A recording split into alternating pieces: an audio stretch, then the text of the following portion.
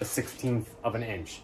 So you can either drill 1 3/16 hole or 1 5/16 hole, but it does say straight up 1.25 inches. So I just drilled that out. Got an 1.25 inch hole saw right here. There's a slug. Do not lose your slug in the piping system if you are drilling into live piping. You're not, not live. If you're drilling into an existing system, and if you are drilling to an existing system, obviously make sure that your system is isolated and drained properly. So you're gonna drill that out. Make sure you're drilling straight on. Don't be drilling on angles going in. I would assume at this point most of you are pretty well used to drilling snaps and Mac T's and that kind of thing. You're going to use a 1/2 round bastard file. You're just going to file out the edges. Just gently file it. Make sure you just feel it. Make sure it feels smooth to the touch, right? Wipe off any residual grease, anything like that. You're going to use the round side of your bastard file. Let me see if you can see what's going on. Round side, make sure you're filing the inside as well, right? This is a bit of a bigger one, so a little bit of a bigger file, so it's a little bit more awkward for me, but I did get that done. Just kind of feel on the inside gently. Make sure you're not feeling any burrs or anything like that. Right.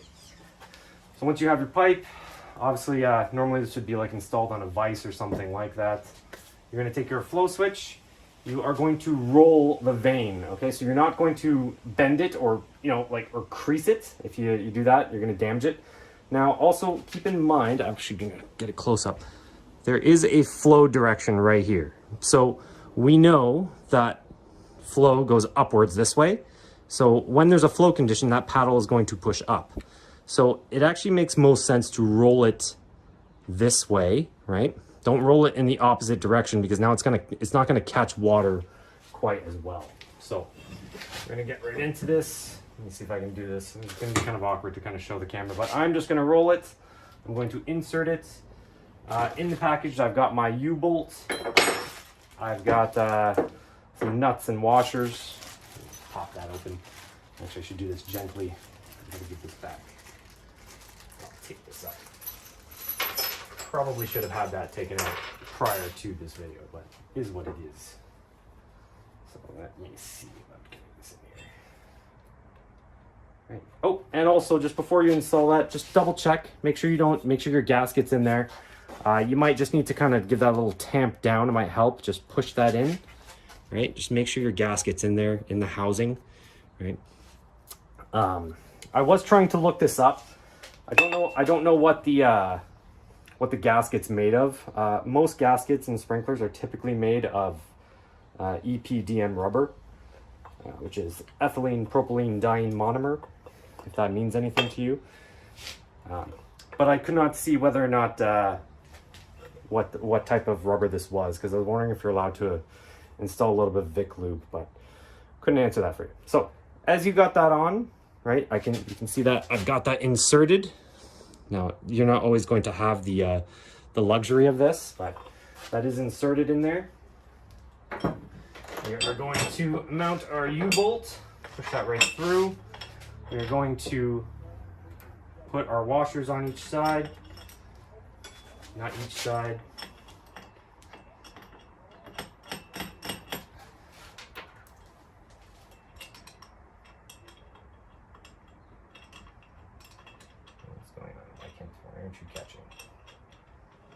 There we go. It feels a little stiff. That's okay, we'll get her. All right, so evenly tighten up your nuts on each side. Just go hand tight on each one, and then start tackling it with a socket wrench or an adjustable, whatever you got. I got an adjustable with me, so adjustable it is. Now, I don't have a torque wrench on me, so I don't really know what 10 feet per pound is, but we're just going to feel it out. As we're installing it, we're just going to constantly want to be just checking around the exterior, right? If you need to, just kind of give it a little bit of wiggle, but just make sure that you're not going to crush the housing. So you should just kind of be wiggling it as you go, but make sure you're feeling it actually engage. If you start to feel some resistance, then you might actually, the inner ear of the housing might actually be pushing up on the pipe. So you do not want that. If you're feeling resistance and it doesn't look right, take it off, try again. right? Just tie it up, right?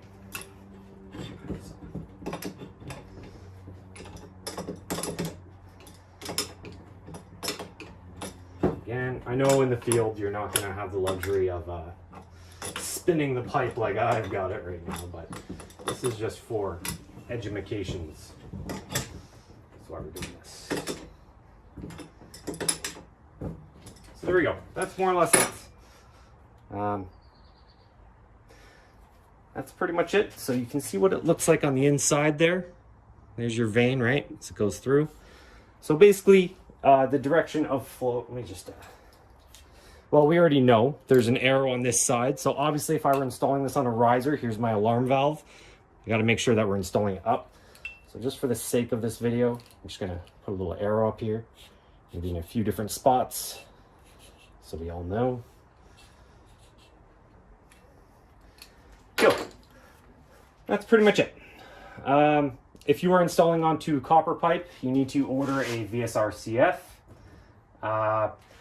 If you are going to install this horizontally, make sure that it's above the horizon. So when I say above the horizon, it basically means install it off the top. And the reason being is if you install this off the bottom like this, all the sediment and all the gunk, all the shavings, all that fun shit just gets caught right into the bottom of that bushing down there. So we really don't want that. That's just going to cause problems for us. That's not the way to go. So yeah, make sure you've got it above the horizon like this. And if you can, obviously, not if you can, I mean realistically, always make sure these are accessible. If you can't access it, well, what good is that? One day you're gonna have to do some service to it or something like that, and you're just kind of caught without being able to do it. So we're gonna open this up. Oh, I never mentioned, so this was the one I drilled. It's 2.5 pipe. I ended up drilling a 1.25 hole.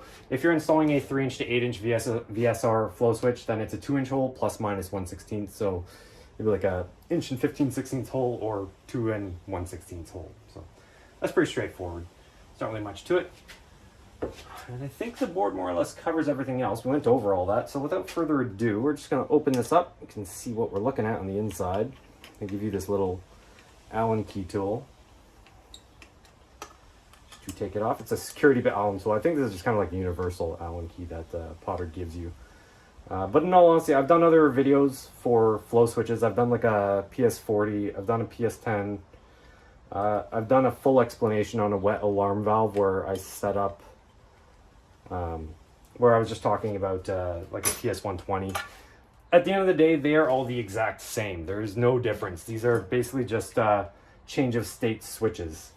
So it's like a light switch. Something's, there's just going to be a change of state once the input circuit changes, right? So the only thing that's kind of special about these is there is a delay on this. So we can set it to 0 and it will instantly change the state. You can actually kind of hear it. It will change states if you listen. You hear that little click? And then as we increase the dial, there's what's called, there's just a retard on this. It will actually change how long the paddle will have to stay engaged before it changes states. So as I hold that, we should hear a click. Or maybe not. We're going to put a meter on it in just a second. We will put a meter on it and we will test it. But basically the point is we can adjust it. I believe it's up to 60 seconds. It might be 90 seconds actually, but we'll check it out. We'll time it ourselves with the meter. And I will also just prove, I'll keep it on 0 and we're just going to prove it.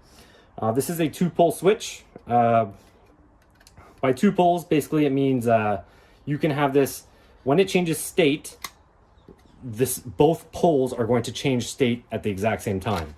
And all that basically means is, say for example, you wanted to have one set of wires go off to your local monitoring panel, that's cool. You can bring in another set of wires on this side, use this pole to go to maybe a 120 volt electric bell or something like that.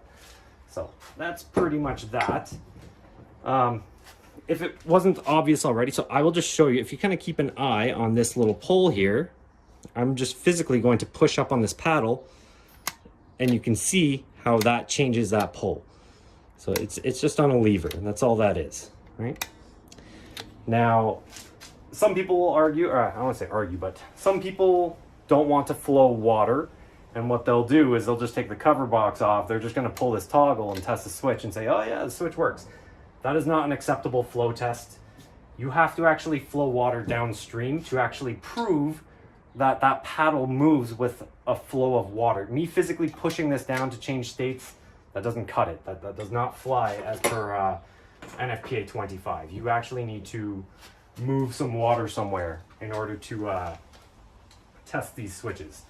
Now, sometimes I've gone to buildings where someone installed one of these and there's no test valve to be found, or there'll be a test valve, but it's not piped to a drain. So like it requires me to run hoses or something like that. 9 times out of 10, it's they'll give you like a 1/2-inch ball valve or something, and you got to run a garden hose, which is also unacceptable. That you need to simulate the test valve you have. Really, if you're going to install like a 1-inch test valve, it should terminate, not should, it must terminate with the same bore orifice size as the smallest sprinkler head on that system, right? So once you install this flow switch, it's an alarm flow switch, that is considered its own zone. So anything downstream of this switch, if you've got K11.2 sprinkler heads all installed throughout the building, but then maybe someone brought some down pieces down on this same system and they installed K5.6 heads into offices, well, the 99% of that system might be K11.2 heads. However, just because now that you have that one head that's in an office that's K5.6, that test valve has to terminate in a K5.6. So you could install 1-inch ball valve or 1-inch globe valve, ball valve, whatever. You can install a 1-inch test valve, but it needs to go over to a safe draining location.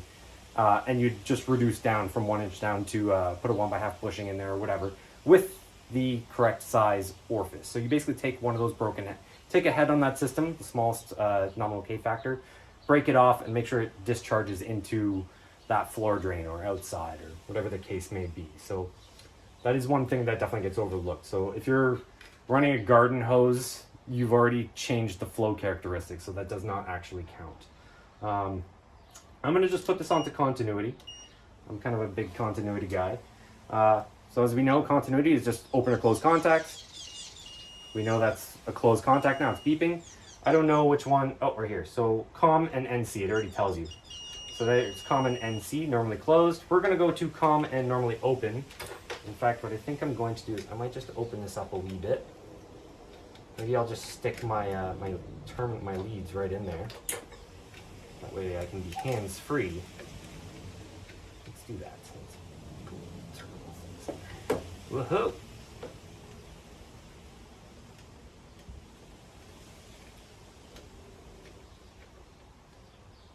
There we go. That's more or less on there. Cool. So as I change states, you hear that click and it changes. Right? That makes sense. I'm going to just bring this up right to the camera so you guys can see what I did. So I just stuck my leads onto COM and normally open. I'm just going to flow water. So I'm going to push this open and there we go. That would have initiated a flow alarm. So now we're going to adjust this ever so slightly. Let's maybe go to this first setting. Usually it's labeled like A, B, C, D. This does not have anything. And I'm going to do the same thing. I'm going to push up on here, or I'll just push here now. We've seen how it works. I'm going to pull down and we can time it and it will eventually change states, but there is a delay on it.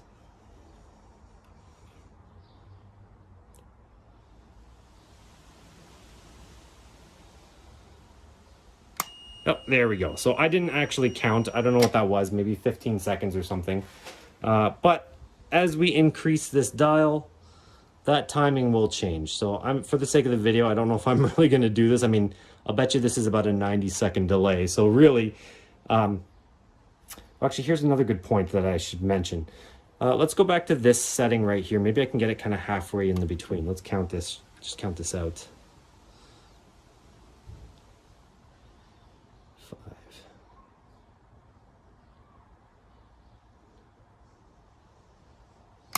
So that took 11 seconds for that change of state to happen. So another thing about this is every time that this trigger goes back to its normal seated position up there, that timer will reset itself. So we just counted this was a 10-second delay. Well, if I hold this for 5 seconds or 6 seconds down, and then I release it, so that was about 4 or 5 seconds, 6, 7. I'm going to release it. I'm going to pull it back down again. That timer has restarted, so that signal's not going to go off until about another 6 seconds of me talking. So down to about another 4. Yeah, there we go. So there you go. That's how that works. It does, every time it re-engages itself back to normal, its normal seated position, that delay, that retard will reset itself, and that it needs to be constantly in the actuation position in order for that alarm to go off for the full duration. So these types of switches are very common in what's called shotgun risers. I don't know if it's worth it. I could always put these leads onto the other side. It's the exact same thing, so I'm probably not going to bother doing that, to be honest with you. But that's that. So it's exact same as a PS10 flow switch, exact same as a PS40, exact same as a PS120. It's a change of state, as you just saw it. It changes state. We can give it a bit of a delay. So these switches are very popular in shotgun risers. I don't know if I'm going to get into too much detail about it. I really just want to talk about these flow switches themselves. Any system that doesn't utilize pumps, basically, like for example, you'll have an in coming into a building and maybe just a backflow. You maybe have one alarm check valve, perhaps, probably not actually. You wouldn't even need it theoretically for a shotgun riser. So you just have your backflow, then maybe on your header it tees off to 4 different risers. Maybe I can draw this out just to kind of like show you what I mean by a shotgun riser. Hopefully you got all that. If not, go back in time on this video and snap that, screenshot that, whatever you want to do, I don't care. It's gone now, you've lost all the information. So these are very common, like I said, in shotgun risers. They are also common in large systems. If you have large wet systems, even with pumps, they are common in that too, because they're much more sensitive to water flow conditions. So let's go right back to what I was just talking about for a shotgun riser. So let's say you've got an incoming into a building. You've got a DCVA double check valve assembly.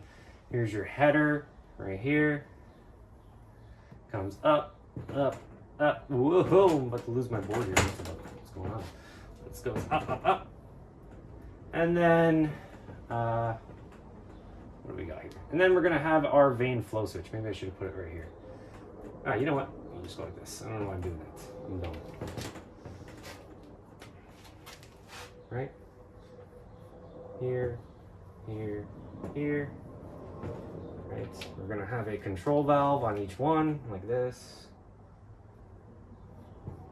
That. I guess technically speaking, we're going to have 2 control valves on our backflow. This is just our grade level, right? So, as discussed before, you got to be certain distances away from everything, 6 inches from a fitting which changes directions, or 24 inches from a valve or drain valve. We are going to come up. We're going to have a test valve here. This will be a 1-inch globe valve, composition disc globe valve straight. We're going to come over here. We're going to come down. There is going to be a floor drain right here. And I'm going to put a 1/2 hex reducer coupling. And I'm going to terminate in into a K5.6 head, because the smallest head on this system is K5.6. Right? So the reason we'll install these on shotgun systems, the same thing, the same idea, test connection, blah, blah, blah. We'll just use this one as our example. If there is an incoming of, let's say, typically 50 PSI from your underground, we're going to say 50 PSI. Well, on these types of systems, they're great for sprinkler guys, great for installers. We just open up our valve, let her fill up. That's awesome. We are now going to have 50 PSI on the supply side. We're going to have 50 PSI on the discharge side of our backflow. If someone was actually really nice, if they were smart about it, they will actually also install check valves right here. That everyone loves to see check valves just downstream of their control valve. That's always nice.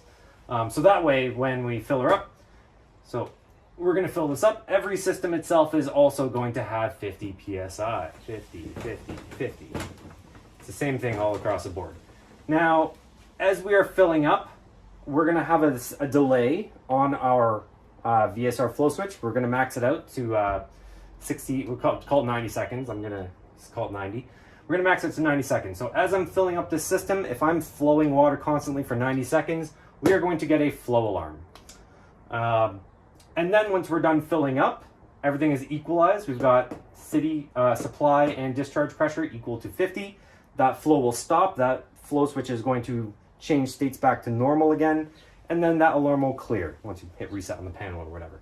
Now, what is common with what's happening with shotgun risers is you are susceptible to surges in the city supply, or I'll just say supply. I don't like using the word city, but you will get surges in the supply pressure. Typically it's from a municipal source like city, and it will bump the backflow open. It is going to bump all of your systems a little bit. Those flow switches are going to slightly change states. So if you do have a change in state, and you set that to 0 delay, well, you're going to get a false alarm. So sprinklers is kind of that fine line. We always want our alarms to come in as soon as possible. The sooner you get the alarm, the sooner people can evacuate, the safer everyone is. On the downside though, with systems like this, is you gotta kind of pick that happy medium. You don't want to set a 0 delay on a shotgun riser, or else you're just going to get false alarms all the time. In the middle of the night, you get a city surge and you're going to get flow on zone 3, 1, 2, 3, right? You're going to get flows on all of them or whatever. So you will want to set the delay accordingly. And another thing where we have started to see these installed are very large wet systems. And what I mean large is I just mean like high volume wet systems. As per NFPA 25, you require an audible signal within 5 minutes of a water flow condition. So I'm just going to quickly draw this out. If I have, I'm just going to draw a basic wet alarm valve. We've kind of gone through this. I'm going to assume you all kind of know what that is at this point. We've got an alarm valve. We typically do have a PS10 right here, right there. And what's been happening in the past, or what just kind of happens in general, is you'll have a very large system. Let's say that there's no fire pump here. This was just pipe sized back in the day, or whatever. It's just very large piping. Let's call this 12-inch pipe right here, right? 12-inch system. It's not going to be that big, but whatever. Let's just pick that as a number. You are going to have a massive amount of volume in this system. Now, let's say, for example, this is just one general alarm valve, which actually supplies like an entire warehouse. And within that warehouse, it's a mix. You got ordinary hazard and you have light hazard. So light hazard would be your offices, and your offices are typically going to be K5.6 sprinkler heads. So what you would see is, you're going to open up your inspector's test valve at the very end. So let's just go like this. I'm just going to put this down into one pipe. You're going to have here, at the very, very end of your system, for a wet system, you can put the test valve anywhere, actually. It doesn't matter. But let's just, for the sake of what's best, it's the very end of the system. We come down, we got a test valve. This comes out in K5.6 because it's the smallest orifice size, because like I said, it's in an office. I open up that valve, I start my timer, I'm beginning my time. I need to get a flow signal, whether it's from the PS10, from anything, it doesn't matter.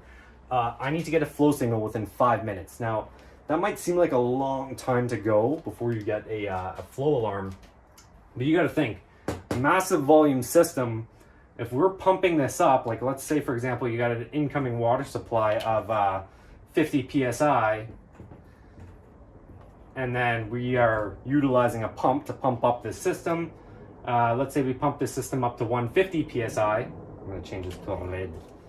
We're going to go to 150 on this side, right? So as I open up that test connection, I've got an automatic excess pressure pump that turns on at 140, off at 150. My low pressure comes in at, I don't know, let's call it 100 psi. Well, I'm not going to get the PS10 flow until my system pressure goes down to 50, right? So as I'm losing pressure, you've got such a high volume and such a high pressure all trying to squeeze out of a single half-inch K5.6 orifice, it will take longer than 5 minutes before that clapper finally lifts up and this system to drop down and equalize, the system pressure to equalize with supply before the clapper opens and hits your PS10. So what they've done is they will actually just install a water flow switch right here, a VSR right there, VSR. They're going to open up that K5.6 and theoretically, because they're much more sensitive to that water flow condition, it's going to sense that water is moving this way. Another thing that they will do is just on that wet system, if they still can't get it, is they will just start when I say they, I mean like engineers, designers, whatever, what have you. If they can't get those times and they need it for occupancy, they will just start compartmentalizing VSRs. So they will actually just say, you know, we've got a warehouse. Okay, you know what? Maybe let's split up our main. Let's tee this off. We're gonna have something like this. We're gonna have east side over here, and we're gonna have west side over here. And then we are going to install 2 VSR flow switches. We're just gonna zone it accordingly. So there's one VSR, there's our second VSR, and now they can split it up. So you're still gonna have that mass volume. They might install control, check, right? Now, with those check valves in place, we're pumping this up to 150 still, right? This is all 150 on this side. So we're gonna have 150 everywhere, 150 over here, 150 over there. But now, that same massive volume system, which is now split into 2, right? They're also separated now by a check valve. We've split that volume in half. We are now, as a head goes off on one system, this side, because of this check valve, will still maintain its 150 PSI. But if I'm doing a test on this system, and we're dropping it down, that pump is still going to turn on. There's my flow valve test, K5.6.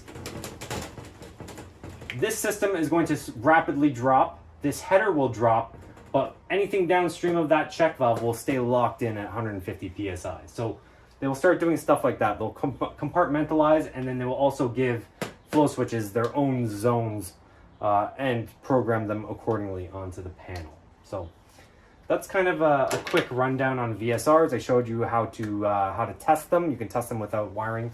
One thing I've failed to mention on all the videos, actually, when it comes to wiring, every time I test these, I always have the wires off. It's just a bare bones switch. Now, if you're going to a building and you want to test a switch and it already is wired up, you actually probably, if you're going to be doing continuity or ohms, whatever it is you want to do, take the wires right off of the switch. Sometimes they'll also put the end of line right across your 2 contacts here. Take them right off. Don't lose your resistor. Don't break your resistor, but take them off. Because the problem is if you're testing with a meter and you leave the wires on there, you're actually going to be, not always, but you could very well be reading the continuity of your panel, your 24 volt panel coming over. So if you want to test your switch, just true, without anything on there, take your wires right off and put your meter on there, and that's how you test it.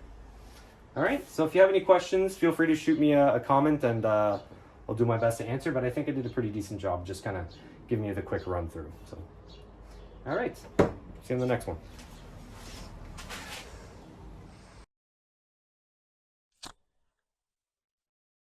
Hey guys, just before I end this video, I just want to quickly talk about safety with switches, especially when it comes to flow switches. Before you start disconnecting any wires, please check with a meter. Make sure you're not reading any 120 volt or anything higher than that. Anything higher than 24 volts, basically, don't touch those wires. Make sure you shut the power off to it. Especially with flow switches, you're much more likely to start seeing 120 volt or anything higher like that, because they'll power local electric bells. So just to kind of show you what you'll expect to see in the field, whenever you see sort of one wire come in, an end of line resistor, and a wire coming out, that's typically a 24 volt. Don't always hold me to that, but that's very likely going to be fire alarm, low voltage. If you're just seeing 2 random wires come in like this, it's very possible you might be dealing with higher voltage stuff. So if you're ever unsure, just please check with a meter. Make sure you're not just starting to touch wires blindly and doing crazy stuff like that. Sometimes you might actually see two pairs of wires come in instead of like this. You might actually see something like this. So you have like a black and black, like that, and then you'll have like a red and red on normally open. It might not necessarily be on normally open. It might be on normally closed. I'm not sure. Kind of depends what kind of fire alarm panel you have, what the module wants to see or whatever. But it'll look like that, and that would be Class A wiring. So you'll have two pairs. And this will likely go into a module or something like that that lights up once it changes state. So this would also be low voltage. But point to the biggest lesson to take away from here is if you're unsure, you're just seeing wires into a switch, always just check with the meter. Just put it on voltage. Just check. Make sure you're not reading high voltage. If it is, then just stop what you're doing, kill the power to it before you start disconnecting wires, and go on from there. So, all right, I'll see you in the next one.